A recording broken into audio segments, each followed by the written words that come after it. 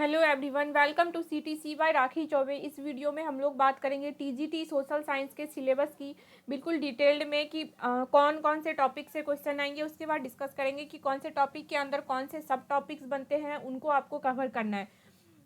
Guys, मैं पहले एक बात क्लियर कर देना चाहती हूँ क्योंकि बहुत सारे कैंडिडेट हैं जिनका कमेंट आ रहा है कि मैंने मैथ का सिलेबस बताया, फिर मैंने इंग्लिश में बताया, तो वो बोलते हैं कि मैम हिंदी में बताओ। एक्चुअली हिंदी में बताने की प्रॉब्लम ये है कि मैं खुद इंग्लिश मीडियम से पढ़ी हुई हूँ, तो मैं अगर हिंदी में बताने बैठ जाऊँ, अगर हो सकता है मेरे से कोई मिस्टेक हो जाए। वर्ड्स तो वही है, उसको आप लोग खुद हिंदी में, टॉपिक तो वही है, उसको सिर्फ हिंदी में ट्रांसलेट करना है। तो आप लोग सिलेबस यही देखिए, और इसको अगर कोई हिंदी मीडियम से है तो आप लोग समझ जाइए कि ये कौन से टॉपिक है, और उसको आप हिंदी में पढ़िए। और हिंदी में एग्ज़ाम्स भी हैं तो आप हिंदी में एग्ज़ाम्स भी दीजिए, कोई प्रॉब्लम नहीं है, ठीक है। चलिए बात करते हैं सोशल साइंस की। इसमें बहुत सारे कैंडिडेट ऐसे हैं जिनको ये कन्फ्यूज़न है कि मैम जो 4 सब्जेक्ट का कॉम्बिनेशन है वो चारों पढ़ना है, या फिर आपको सिर्फ 2 सब्जेक्ट पढ़ने हैं जो जो आपने फॉर्म में फिल किए हैं। अगर आप लोग कैंडिडेट हैं, आप लोगों ने फॉर्म फिल किया है, आप लोगों को ये आइडिया होगा कि फॉर्म फिल करते टाइम क्या ऐसा कोई ऑप्शन आ रहा है कि जिसमें आपको टिक आउट करना हो कि एग्ज़ाम्स में आप कौन सा पोर्शन लेना चाहते हो। मैंने फॉर्म नहीं फिल किया सोशल साइंस का, इसलिए मुझे इसका कोई आइडिया नहीं है। अगर ऐसी कोई सिचुएशन वहाँ पे है कि उन्होंने क्लियर कर दिया है कि 2 ऑप्शन हैं, जैसे हिस्ट्री और ज्योग्राफी में आपने टिक आउट किया और पेपर में वही आएंगे, तब तो आप उसको सिलेबस मानो। बट उसको कितना मान सकते हो आप, ये आपने फॉर्म फिल किया है तो आप देखिए। मैं सिलेबस बताने से पहले एक बार आप लोगों को ऑफिशियल नोटिफिकेशन दिखा दूँ कि ईएमआरएस की साइट से क्या रिलीज़ किया गया है, ठीक है। तो पहले ये देखिए, जो टीजीटी एसएसटी के लिए एप्लीकेबल है वो कौन कौन से कैंडिडेट हैं। Any 2 of the following main subject at graduation level. EMRS के अंदर सिर्फ जो कहा गया है मैं वो पहले हाईलाइट कर रही हूँ क्योंकि वो जानना ज़रूरी है, आपके भी जितने कन्फ्यूजन हैं वो क्लियर हो जाएंगे। ओके, जो यहाँ पे है वो देखिए, any 2 of the following main subject at graduation level, history, geography, economics and political science. मतलब आपके ग्रेजुएशन में इन चारों में से कोई 2 सब्जेक्ट होना चाहिए, और इन चारों में से 2 मस्ट बी ये होना चाहिए, या तो हिस्ट्री होना चाहिए, विच वन मस्ट बी, या तो हिस्ट्री या ज्योग्राफी होना चाहिए। मतलब आपके पास ऑप्शन क्या बचा, देखिए, हिस्ट्री और ज्योग्राफी में से एक तो होना ही चाहिए, और फिर इन दोनों में से एक होना चाहिए। ये एलिजिबिलिटी क्राइटेरिया है। अब आप लोग देख लीजिए, आप लोगों ने फॉर्म फिल किया है तो सही से करिएगा, ये देख के कीजिएगा। मैंने इस पर भी वीडियो अपलोड किया है, आप प्लेलिस्ट में जाके चेक कर सकते हैं। डन। ये क्या है, ये सिर्फ फॉर्म फिल करने का क्राइटेरिया है कि ये कैंडिडेट एलिजिबल है। अगर आपके ग्रेजुएशन में तीनों जो ईयर है उनमें आपके हिस्ट्री और ज्योग्राफी एक सब्जेक्ट और एक में इकोनॉमिक्स और पॉलिटिकल साइंस है, तब आप फॉर्म फिल करने के लिए एलिजिबल हैं, एग्ज़ाम में बैठने के लिए एलिजिबल हैं। इसमें सिलेबस की कोई बात नहीं कही गई है, देख लीजिए, ठीक है। अब देखिए, इस ईएमआरएस की साइट से जो सिलेबस है उसमें उन्होंने क्या क्लियर किया है वो देखिए। Give me 1 minute. देखिए, जो उन्होंने सिलेबस में पहले प्रिंसिपल वाइस प्रिंसिपल का आपको मिल जाएगा, उसके बाद बात करेंगे फिर पीजीटी टीजीटी की सिलेबस की। तो उन्होंने जो इंग्लिश हिंदी पार्ट है, जो कॉमन पार्ट है, उसका कुछ नहीं दिया, वो जनरल है। सारे एग्जाम्स के लिए वो क्या है, कॉमन ही है टॉपिक्स। बट इन्होंने क्या टीचिंग पैडागोगी का बताया हुआ है। मैं डिटेल इस पर अभी एक वीडियो बना दूंगी आप लोग को, डिटेल पैडागोगी सेक्शन पे। बट देखिए, सब्जेक्ट का बात करें तो क्या आ रहा है, उन्होंने जब सब्जेक्ट का किया है, ईएमआरएस ने जब क्लियर किया है सब्जेक्ट का, तो उन्होंने क्लियर सिर्फ 2 ही लाइन दिया है, जो मैं हर एक सिलेबस जिनका भी बना रही हूँ सबको मैं ये चीज़ क्लियर कर रही हूँ। पीजीटी के लिए है, अभी ये वीडियो टीजीटी के लिए है तो पीजीटी वाला रहने दीजिए। टीजीटी में देखिए क्या है, class 10th CBSE revised syllabus 2020-21 with difficulty level up to 12th। Clear हो गया। इससे आगे देख लीजिए, उन्होंने एक वर्ड भी कुछ नहीं लिखा है। मतलब यहाँ से ये आ रहा है निकल के कि मतलब अगर आप टीजीटी के लिए अप्लाई कर रहे हैं तो आपको 9-10 सीबीएसई का जो सिलेबस है 9-10 को बहुत ही अच्छे से करके जाना है, और जो डिफ़िकल्टी लेवल है पेपर का वो क्लास 12th का दिया गया है। मतलब 80 to 85% पोर्सन आपके कवर होंगे एनसीईआरटी सिलेबस का, और जो 15 to 20 आप मान लो, या रियरली 15% मान लो कि वो होंगे 11th-12th का। अगर आप 9th की एनसीईआरटी को भी बहुत अच्छे से करके जाते हो तो आपका सब्जेक्ट वाला जो कंसर्न है वो बहुत अच्छा हो जाएगा, स्ट्रांग हो जाएगा, उसमें मार्क्स काफ़ी बन सकते हैं। अब यहाँ से एक बात क्लियर है, इन्होंने अपनी साइड से कोई क्लियरेंस नहीं दिया है कि आपको 4 सब्जेक्ट में से पेपर में 2 ही सेक्शन, मतलब 2 ही सेक्शन कहने का मतलब है कि या तो पॉलिटिकल साइंस के अटैम्प्ट करने हैं या फिर हिस्ट्री के अटैम्प्ट करने हैं। ये आप पे डिपेंड करता है कि आपने चूज़ किया है, ऐसा इन्होंने कुछ क्लियर नहीं किया है। तो गाइज ऐसा भी हो सकता है, मान लीजिए हम अपने ही साइड से 2 ही प्रिपेयर करके गए और पता चला एग्जाम में हमारे पास चारों सेक्शन का कंपलसरी है, फिर वहाँ पे क्या करेंगे, कोई ऑप्शन नहीं बचेगा अपनी साइड से। और क्या, और क्योंकि टीजीटी सोशल साइंस का क्या है, ये अलग अलग रूल्स हैं, स्टेट वाइज अलग है। रिसेंटली अभी स्टेट का एग्ज़ाम हुआ था, उसमें क्या हुआ था, गवर्नमेंट की साइड से प्रेस रिलीज में क्लियर किया गया था कि सिर्फ जो सब्जेक्ट आपने फिल किया है फॉर्म में उसी सब्जेक्ट से पेपर आएंगे। और जब बच्चे कैंडिडेट पेपर देने गए तो वहाँ पे पता है क्या हुआ, चारों सब्जेक्ट से क्वेश्चन पेपर मिले उनको। तो अगर ऐसा सिचुएशन आपके साथ भी हुआ तो आप क्या करोगे। DSSS भी है, उसमें भी क्या होता है, चारों पेपर आते हैं।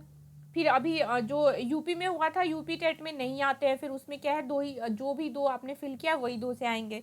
तो ये स्टेट वाइज वेरी करता है सोशल साइंस का। तो आप लोग जो आपका जो सब्जेक्ट है 2 आपने चूज़ किया है उस पर क्या करो, फोकस करो कि फुली 100% करो। बट जो 2 हैं उनको भी छोड़ना नहीं है, क्योंकि अगर हमारे पास ये ऑप्शन होता कि 2 ही सब्जेक्ट कॉम्बिनेशन चूज करके एग्ज़ाम देना है तो क्लियर मेंशन रहता है यहाँ पे इन्फॉर्मेशन बुलेटिन में, जो कि बिल्कुल नहीं है। तो आप उस बात को लेके नहीं बैठे, अपनी साइड से चारों में बेस्ट करके जाएं ताकि 1% भी वहाँ पे कोई भी क्वेश्चन मिस करने का कोई चांस ना रहे। हो गया, सारे कन्फ्यूजन क्लियर हो गए हैं कि ये हमारे इसकी ऑफिशियल जो इतना ही सिलेबस है ऑफिशियल, इससे आगे कुछ नहीं है। आप 9th-10th एनसीईआरटी को कवर कर लिए, आपका हो गया ऑफिशियल सिलेबस। फिर भी डिटेल अपना एक बार टॉपिक देख लेते हैं कि क्या क्या टॉपिक्स आपको करने हैं। मैंने बहुत ही मुश्किल से ये मतलब अरेंज किया है और बहुत ही डिटेल्ड है ये, एक एक टॉपिक मुझे बहुत ही सही लगा, इसके अंदर सारे टॉपिक्स सब टॉपिक्स कवर हो रहे हैं। बट एक टिप्स मैं और बता दूं, मैंने किसी का देखा मटेरियल और मुझे वो अच्छा लगा, वो मैं आप लोगों के साथ शेयर करना चाहती हूँ कि लाइक जब आप एनसीईआरटी बुक को कवर करो ना तो उसमें जो टिप्स होते हैं, जो सुझाव वगैरह होते हैं, प्रैक्टिस के जो क्वेश्चंस होते हैं, जो शॉर्ट हाईलाइटेड पॉइंट्स होते हैं, एक्टिविटी होते हैं, इनको भी आप कवर करो क्योंकि वहाँ से भी क्वेश्चंस बनते हैं और जनरली वहाँ से बहुत क्वेश्चंस बनते हैं। तो आपको क्या करना है, उन पॉइंट्स को छोड़ना नहीं है, उनको भी कवर करना है। ठीक है, चलिए थोड़ा स्पीडली देख लेते हैं एक बार कि कौन कौन से टॉपिक्स हैं। आपको अगर ना समझ में आए, मतलब मैं थोड़ा स्पीड अप हो जाऊँ, तो आप वीडियो को पॉज करो और स्क्रीनशॉट ले लो और फिर इसके अकॉर्डिंग आप प्रिपरेशन स्टार्ट करो। ठीक है, तो फर्स्ट है देखिए कॉन्टेम्प्रोरी वर्ल्ड, इसके अंदर क्या क्या कर सकते हैं, industrial revolution, economic depression, labour and peasant class issues, growth of industry in India in 20th century, feature of colonial society in India, French revolution. फिर फ्रेंच रिवॉल्यूशन पे करना है, फ्रेंच रिवॉल्यूशन पे करना है। इसके देखिए क्या होंगे, इसके अंदर जो जो टॉपिक्स हैं वो देखिए, कॉजेज, एक्चुअली ये जो GHIJ है ये थोड़ा वर्ड का प्रॉब्लम हो, पॉइंट वर्ड का प्रॉब्लम है कि आप यहाँ पे नोट हो गया है, तो आप इस पे ये जो पॉइंट्स है इसको आप हाईलाइटेड मानिए, और जो ये है ये इसके सब पॉइंट है। ओके, जिसमें ABCDEFGHIJ, एक्चुअली ये मेरी टाइपिंग की वजह से हो गया। फ्रेंच रिवॉल्यूशन, इसके अंदर क्या क्या आएंगे देखिए, कॉजेज है, इवेंट्स है, इम्पैक्ट है, कॉन्सिक्वेंसेज है, द रिवॉल्ट ऑफ 1857 है, इंडियन फ्रीडम स्ट्रगल 1885 to 1947।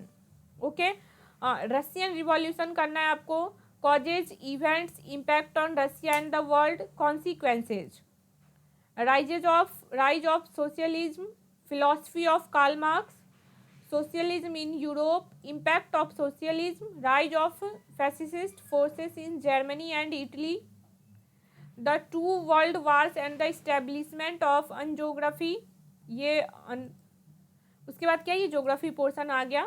ठीक है, introduction to solar system, origin of earth, motion of earth, इसके अंदर देखिए रोटेशन है, रिवॉल्यूशन है, occurrence of day and night, change of seasons, latitude and longitude, finding time, earth interior है, इसके अंदर देख लीजिए क्या क्या करना है। Origin of continents and ocean basins, Wegener's continental drift theory, theory of plate tectonics, earthquake and volcanoes, folding and faulting. आप लोग स्क्रीनशॉट ले सकते हैं, मैं थोड़ा अगर फास्ट हो रही हूँ तो। रॉक्स एंड मिनरल्स, इसके अंदर देखिए क्या क्या करने हैं आपको। Types of rocks, soil formation, major type and characteristics. Okay, agent of gradation के अंदर देखिए क्या करना है। Weathering, mass wasting, running water, wind, glaciers, sea waves and karst topography. Climate है, क्लाइमेट के अंदर देखिए आपको क्या करना है। Atmosphere, composition and structure, element of weather and climate. Insolation, insolation के अंदर देखिए क्या करना है आपको। Heat budget, heating, cooling of atmosphere, conduction, convection, solar radiation. देख लीजिए, मैं इतना सारा टॉपिक पढ़ के आप लोगों को भी डिस्टर्ब नहीं करना चाहती। आप स्क्रीनशॉट ले लीजिए और आराम से वीडियो को पॉज करके भी पढ़ लीजिए, ठीक है। प्रेशर है, प्रेशर के अंदर pressure belt, wind, cyclone and anti cyclone. Evaporation है, इसके अंदर है condensation and precipitation, their forms, humidity, rainfall and its type. World climate classification, green house effect, global. देखिए गाइज, ये बिल्कुल टोटली टॉपिक है, बस ये मॉडल है एनसीईआरटी का, सिर्फ समझ लीजिए। आपको पूरे एनसीईआरटी का निचोड़ है ये कि सारे टॉपिक्स और उसके सब टॉपिक्स हैं, इसके सिर्फ आपको एमसीक्यूज सॉल्व करने हैं। वाटर ओशियंस, वाटर ओशियंस के अंदर देखिए क्या है। Distribution of water bodies on the earth surface, hydrological cycle, ocean. इसके अंदर क्या देखिए। Submarine relief, sorry, distribution of temperature and salinity, movement of ocean waters wave, tides, current of Atlantic, Pacific and Indian ocean. Maps and scales, इसके अंदर देखिए क्या करने हैं। Definition and classification, finding direction, conventional science, technique of representing relief features on map, contours, hachures, hill shading, layer टिंटिंग, representation of climatic data, line and bar graph, climograph, isotherms, isobars and isohyets. Biosphere के अंदर देखिए क्या करने हैं। Ecology, type of ecosystem, structure and function of ecosystem, food chain, food web, world biomes, ecological balance, biodiversity and its conservation. India है, India का पूरा जैसे लाइक कवर कीजिए। साइज और लोकेशन, इनसे जो क्वेश्चंस बनते होंगे वो, फिजिकल फीचर्स क्या है इंडिया के वो सब। जोलॉजिकल स्ट्रक्चर में आ जाएगा। Physiographic divisions, drain system, evolution. फिर क्लाइमेट है, क्लाइमेट के अंदर देख लीजिए। Origin and mechanism of Indian monsoon, seasons of India, sorry, classification of climate of India, Koppen's, soil types, soil के टाइप्स हैं, डिस्ट्रीब्यूशन है, नेचुरल वेजिटेशन है, टाइप्स एंड डिस्ट्रीब्यूशन है। पॉपुलेशन के अंदर देख लीजिए। Growth and distribution of population, causes and factors.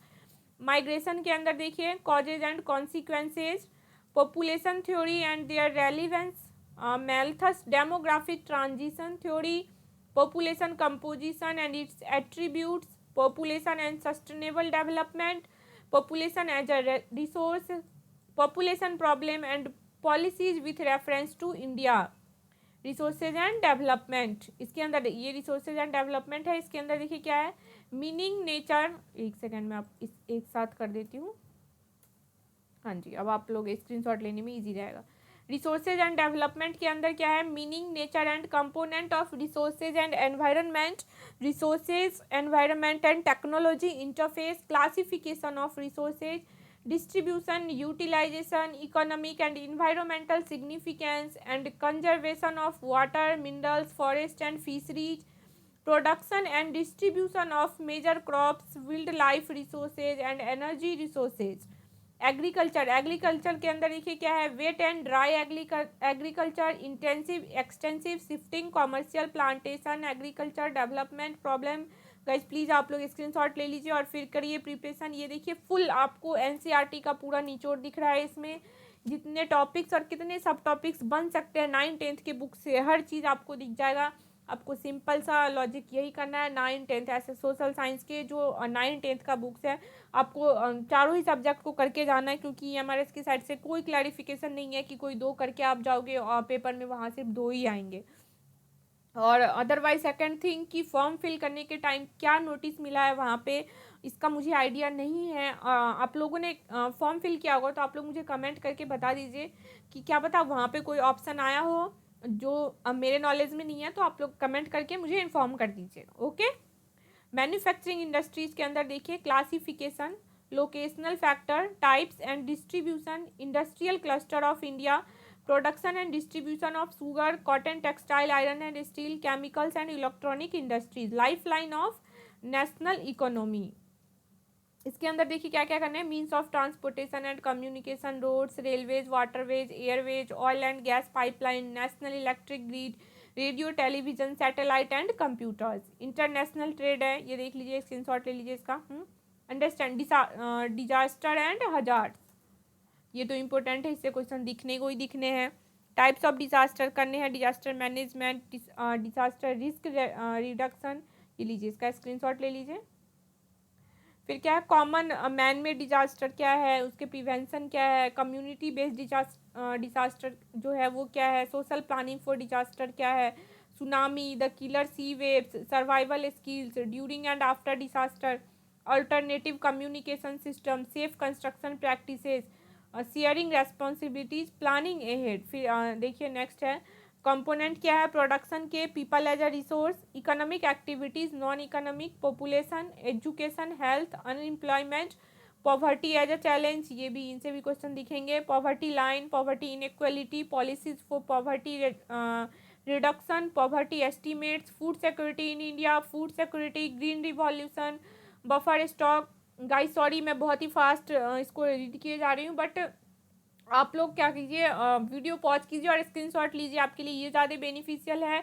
और फिर उसके बाद एक एक टॉपिक, ये बेसिकली मॉडल है, आप ये सिर्फ इसलिए आपके सामने मैं लेके आई हूँ ताकि आप लोग एनसीईआरटी को कवर करें और वहाँ पे आपके माइंड में ये रहे कि ये टॉपिक छूटना नहीं चाहिए, ठीक है। Buffer stock issue, price support price, role of cooperative societies, food development है। फिर डेवलपमेंट के अंदर देखिए क्या क्या करना है, growth development, structural development, growth and distribution, sustainable agricultural growth, growth structural changes, population and human resource development, pursuing purchasing power parity, main features of Indian economy at the time of independence, economic development, gross enrolment ratio, foreign trade and economic development. ये देखिए आपके सामने screen पे, आप screenshot ले लीजिए। देखिए privatisation, employment growth in the industrial sector, फिर मनी एंड क्रेडिट के रिलेटेड करने हैं, economics, Indian monetary system, function of money, bank, central bank function, commercial bank, ये सब जो काम कैसे करते हैं ये देखिए। फिर सिविक्स करना है आपको, सिविक्स में है power sharing, federalism, democracy and diversity, political parties, elections, challenges to democracy, popular struggle and movement like in Nepal, Bolivia, democracy. और फिर कॉन्सेप्ट डेमोक्रेसी के अंदर देखिए कॉन्सेप्ट है salient features, local self government, elections, democracy in India, world India constitution, framing of the constitution, adoption of the constitution, working of institution, parliament, judiciary and fundamental right. Date set, ये रहा आपका complete syllabus की, जो constitution से बहुत question मिलते हैं यहाँ भी, और आपको जो आपका जीके का सेक्शन है वहाँ भी मिलेगा, तो गाइस कॉन्स्टिट्यूशन ज़रूर करके जाना। ये देखिए ये आपका कंप्लीट सिलेबस हो गया। अब आपको क्या करना है, एक तो ये आपके पास टॉपिक्स डिटेल हैं कि ये टॉपिक करने हैं, सेकंड आपके सिर्फ आपको एनसीईआरटी कवर करना है 9th और 10th, वही हमारा सिलेबस है। एमसीक्यूज आप ऑनलाइन वेबसाइट से अटैम्प्ट कीजिए, प्रैक्टिस कीजिए ज़्यादा से ज़्यादा एमसीक्यूज, ओके। और उसके बाद एक आपके पास एक और रेफरेंस है कि आप क्या करो, क्योंकि जनरली ऑफिशियल कोई सिलेबस नहीं लॉन्च हुआ है, तो आप एक केवीएस को आप एज अ रेफरेंस यूज़ कर सकते हो कि केवीएस का जो सिलेबस है वो केवीएस का लेवल हाई है, इस एग्ज़ाम का इतना नहीं होगा क्योंकि इसमें स्टेट लेवल एक क्राइटेरिया रखा गया है। और हाँ गाइज ये चीज़ बहुत ही इंपॉर्टेंट फैक्टर है कि इस एग्ज़ाम में डोमिसाइल फैक्टर रखा गया, मतलब उसी स्टेट के कैंडिडेट सिर्फ अप्लाई कर रहे हैं, अदर किसी स्टेट के कैंडिडेट नहीं अप्लाई कर रहे हैं। और टीजीटी सोशल साइंस में बहुत कैंडिडेट रहते हैं। तो अगर आप किसी सेंट्रल गवर्नमेंट की जब फॉर्म फिल करोगे, जहाँ पे पूरे इंडिया के लोग एप्लीकेबल हैं, कम सीट होता है, ज़्यादा लोग होते हैं, वहाँ पे चांसेस बहुत कम हो जाते हैं। यहाँ पे क्या देखिए, बहुत कम कैंडिडेट हैं और सीट जितना होना चाहिए सीट भी ठीक ठाक है।